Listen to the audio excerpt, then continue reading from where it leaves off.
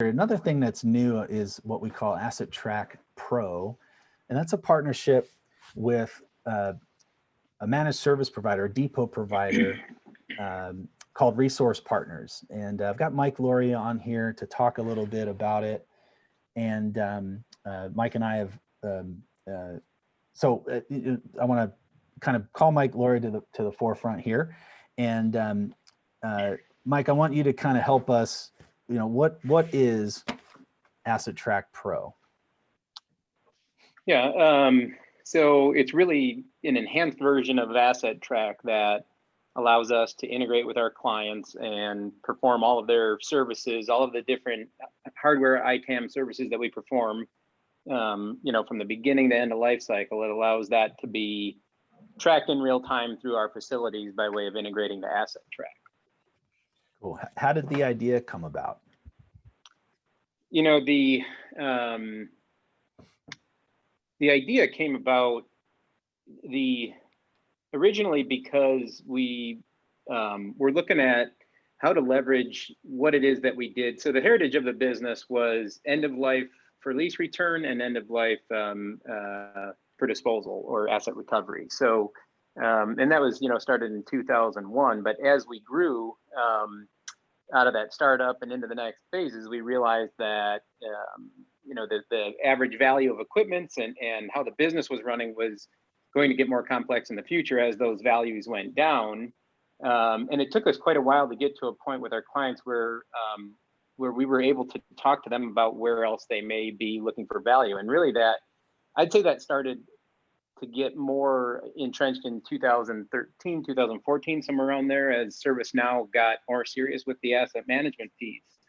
And then, it was really kind of selfishly, Tom and I met at a conference several years ago, and we kind of got pushed into the corner of, well, there's a couple of hardware asset management guys over there, and the rest of the environment was all talking about software. So it gave us a lot of time to sit and share war stories about what we were seeing. And so selfishly, I looked at AssetTrack as an internal tool that we could use just to improve our processes for deploying new hardware and retiring and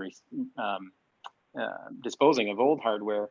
But then realized that, maybe we can connect this into the customer instance and then really get in there and open up a much more transparent version of not just AssetTrack, but of what most people are doing with their asset management programs, because we're able to give you full visibility to SLAs, to exposure areas of risk. So, for example, items that aren't yet where the data has not been scrubbed yet, and then really keep it as honest as possible and give you a better look at the SLAs. Which, what we noticed is that there's a lot of chaos in asset management, a lot of headaches, and that looking for ways to automate in there, isn't exactly easy, but we think that we've found something that works well if customers are in need of the services that we provide.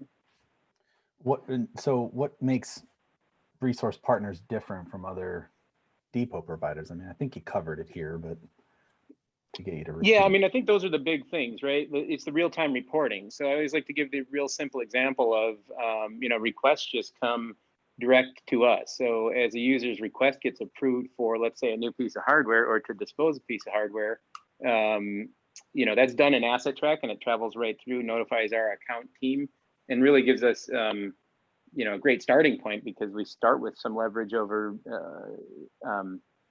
doing our best to be efficient with the logistics. Cool. It also is that transparency piece.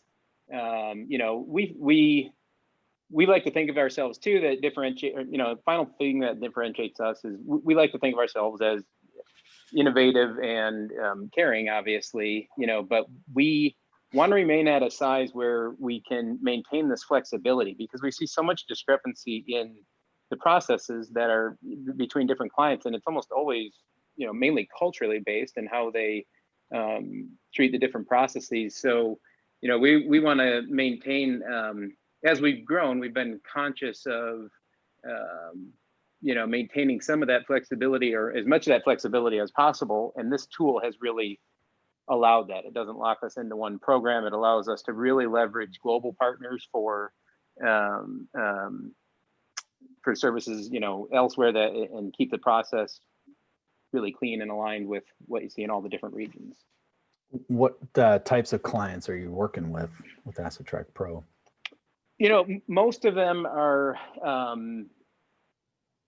5,000 or more employees. Let's say global enterprises for the most part. I'd say I'm most excited about the ones that are doing some cool, innovative automation stuff, and some of that's kind of been triggered by what the last 9 months have held. We have a couple of clients that really impressed me during the initial lockdown, in that, and we really got to stress and test the system out, in that they were able to keep operations rolling and simply make some changes to redirect assets, to have us redirect assets direct to end users, and then come up with solutions for how we're going to go about retrieving the assets that have been disposed. And so, we sort of took the chaos, or coronavirus took the chaos, and just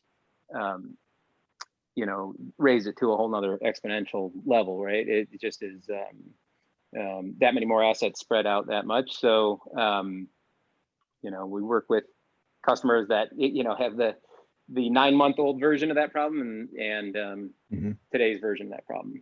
Cool. Well, thank you. What I really liked about Resource Partners was the innovative mindset, and kind of marrying putting the chocolate and peanut butter together of AssetTrack software and the automation it brings for hardware asset managers trying to track and manage stuff themselves, putting that in the hands of experts that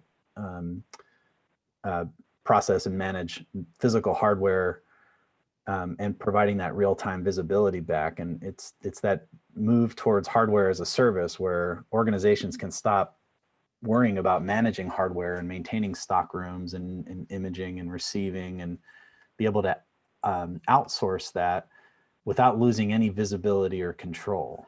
There's no way for Resource Partners to game the system. I was always kind of amazed that you'd send a bunch of gear to be processed end of life to a disposal vendor, and then you'd get a spreadsheet back. And a spreadsheet is a spreadsheet's a spreadsheet. Like, how did that get generated? So I can take just a real quick, one more demo here through what that process looks like here. I think, Tom, just to add to that too, I think the big thing, the problem with the spreadsheet is that that's generally where the conversation stops, because there's only a couple of ways that goes, right? Is that someone dives deep and makes an interpretation of the data and sorts it out, or it's generally, what we were seeing is it's too much to consume. And while many of our clients have good scenarios for good process for uploading that information and trying to reconcile it, it's not really value add time. And we noticed the amount of time that our account teams were supporting our clients on, just chasing individual serial numbers around. So, the beauty of this that everyone's going to see is the ability to look in a dashboard and go, okay, that's how much exposure I have today. That's how much risk I have. That doesn't look good. Those have been sitting there for 14 days. What's going on? Yeah. Let's get with Resource Partners, because they're, not that this would ever happen, but for this fake example, we were out of SLA. Yeah. So, for an AssetTrack customer that's using the depot services, you can now, this demo here is, an AssetTrack Pro customer requesting return of depot equipment. So here I'm scanning a license plate, lot number, which is a way for you could put a barcode on a pallet of equipment so that you could track the lot through its life cycle. You can then indicate what stock room and service now you're going to pick up the asset, and then scan the equipment that you're going to put on the pending return. I'm posting that up, and now with the AssetTrack Pro dashboard, should give that a second to process. Here's a depot services status report, so I can see those assets that are pending return. So now when the depot vendor receives the equipment, so switch devices in your mind here. Now that Mike's staff at Resource Partners is receiving that equipment, they're going to scan that lot code just like an audit. They pull up those audited assets, and they're going to receive those at the facility. So they've got that AssetTrack validation of what's being, of what's expected and what's being received. And I can see here, one fell off the truck. So, they do that physical check-in with AssetTrack. They've got to, put in their stockroom, of course, data validation in force. So when they receive that stuff at their facility, this is connected to your instance here. So there's no, so you'll be able to see those assets move through the workflow. Those things are then moved into a pending sanitization state.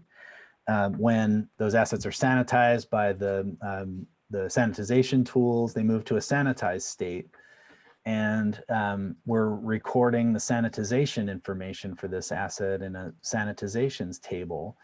In this case, we've got customers that actually sanitize equipment more than once. Sometimes they send it back, it's sanitized, puts back on the shelf, they redeploy it, and then later they send it back, and then it's EOL'd. We're able to track the sanitization information. The customer can then navigate to the sanitization lot, download the certificate. So they've got that physical, they've got that PDF disposal certificate.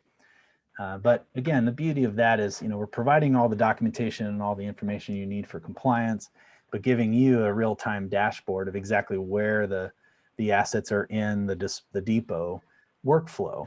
So you can outsource the services. You don't outsource any of the visibility and control. No more spreadsheets, and then if things are overdue, they show up on a exceptions report, or if things fall off that truck, you can surface those as dashboards, create notifications, and there's just no way for resource partners to ever get away with anything. So that's what I'm excited about, is that ability to outsource the work without losing control. And I think, Tom, just to add that, it's a nice demo here. This is end of life. Certainly the on the new hardware, we were talking earlier about how our business has grown, or how we bring value. We started to find early on, when we got into selling new hardware and building out a depot to deliver new hardware, as much as we worry about assets that are retired not coming back, we were quite shocked, and still kind of remain somewhat shocked at how inaccurate new orders are to a purchase order. So, the chaos starts there, and I just wanted to throw in there that Sure. we did this end of life version of the demo, but certainly we're catching, if we're providing you with new hardware, we're catching those discrepancies up front, and with the cost of new hardware, those certainly add up. What it comes down to is that hardware moves through a life cycle at your organization, and whichever pieces of the life cycle you're tired of doing, you can move to a depot provider without losing any visibility or control. And Resource Partners is a hardware reseller. They'll receive your gear, stock it, image it, deploy it, any piece of this, and you can pick and choose. And I showed the end of the life there, where we're returning to the depot and receiving it, to show you that chain of custody and the documentation that applies at the front of the life cycle as well, in terms of receiving and purchasing, et cetera. And it leads to our conversations, since AssetTrack Pro has been rolled out, have been more about customers that want to work on a redeploy program, and they want to change their life cycle, shorten it up a bit, but redeploy those assets to contractors for remaining 2 years and stuff like that. Or donation programs have been one that's popped up where, and what that tells me is that people are getting the flexibility they need to do something interesting because the data is handled. Everyone mentioned data accuracy as such a key component, and accuracy is there, and hopefully we can simplify it too. All right, cool. Thank you very much, Mike.